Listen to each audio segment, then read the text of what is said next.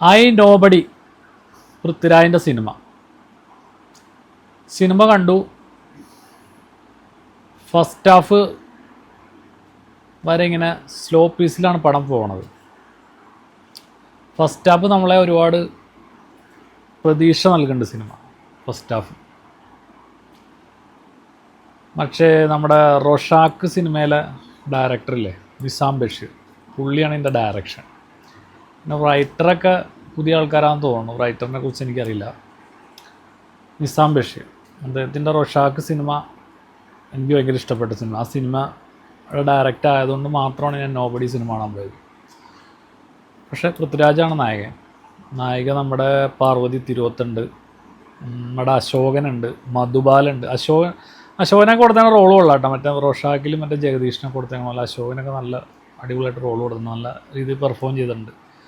സ്റ്റണ്ടൊക്കെ നല്ല ഒന്നാന്തര stunt, action സീക്വൻസൊക്കെ ആണെങ്കിലും നല്ല അടിപൊളി സ്റ്റണ്ടൊക്കെയാണ്. ആക്ഷൻ പടത്തിൻ്റെ മേക്കിങ് കാര്യങ്ങൾ ഇൻ്റർവെല്ല് വരെയൊക്കെ നമ്മളെ പിടിച്ചിരുത്തുന്നുണ്ട് സിനിമ. ഒരു സ്ലോ പീസിലാണ് പോണ പടം.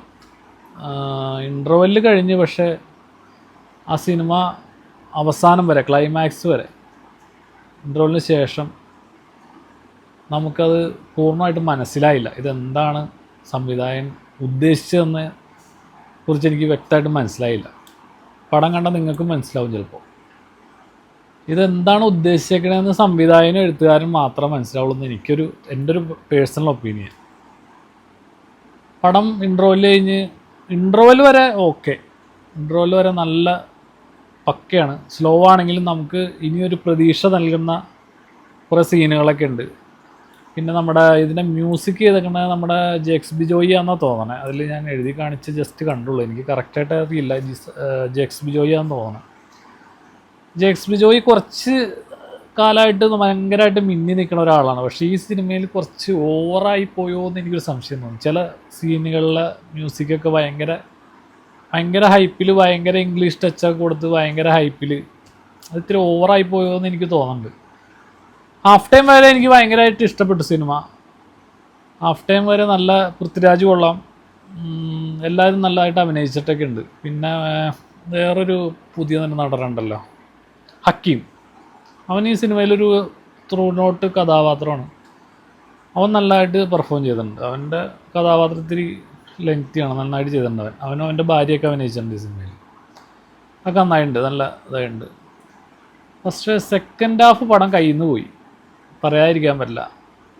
സെക്കൻഡ് ഹാഫിൽ വെറുതെ ഇങ്ങനെ ഇട്ട് വലിച്ചു നീട്ടി കുറേ അനാവശ്യ ക്രിഞ്ചുകൾ കാര്യങ്ങളൊക്കെ സെക്കൻഡ് ഹാഫിൽ ഉണ്ട്. ഫസ്റ്റ് ഹാഫ് നല്ല ഡീസൻ്റായിട്ട് പടം നല്ല എൻഡിലേക്ക് പോകുന്നതാണ് നമ്മൾ വിചാരിച്ചത്. പക്ഷേ ഇതിൽ രാഷ്ട്രീയം പറയുന്നുണ്ട്. പിന്നെ കൊച്ചിയിൽ ഒരു പെൺകുച്ചിനെ തട്ടിക്കൊണ്ടുപോയി കേസൊക്കെ പറയുന്നുണ്ട് കുറേ.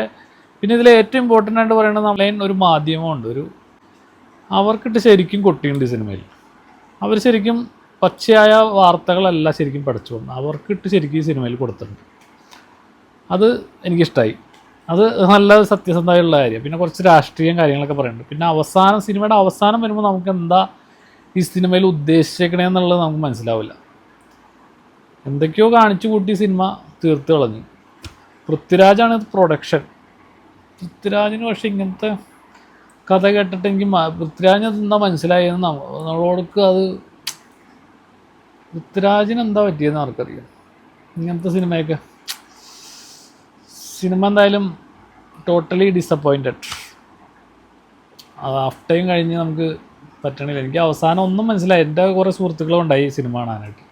അവരോട് ചോദിച്ചപ്പോൾ അവർക്കും മനസ്സിലായില്ല എന്താണെന്നുള്ളത്. ടോട്ടല് പ്രേക്ഷകരെല്ലാവർക്കും കൺഫ്യൂസ്ഡ് ആയിട്ട് ഈ സിനിമ എന്താണെന്നുള്ളത്. അപ്പോൾ നിങ്ങളൊന്ന് കണ്ടു നോക്കുക, നിങ്ങൾക്ക് ഇഷ്ടപ്പെടുമോ നോക്കുക. പടം എൻ്റെ അഭിപ്രായത്തിൽ പോരാ.